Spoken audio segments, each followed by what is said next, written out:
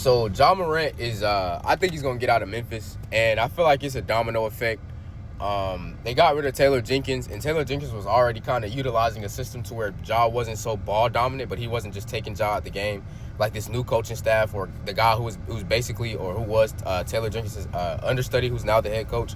When you see what the Grizzlies are trying to do, you can see them visibly on the court going in a direction of going away from Ja. They're kind of trying to focus their offense on everybody else in the unity of the team.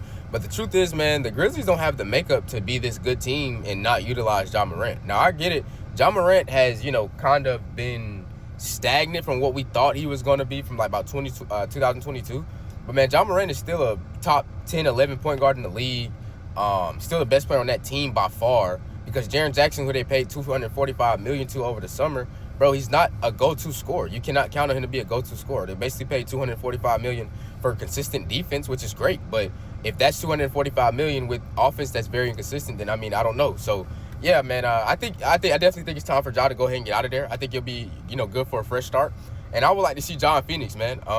Anywhere for for D-Book to have a good point guard, a guy who can play well off of him, utilize his scoring, and D-Book doesn't have to do too much of handling the ball and playmaking and creating for everybody else, man. I would love to see Ja Morant in Phoenix, and I think that's where he's going to go. And I think that Memphis has done things to, kind of show that they want Ja out of there, and or at least say that they're ready to move on or get ready for the new era without Ja. So I would definitely want Ja in Phoenix, just because, man, I want to see D-Book with a good guard for sure.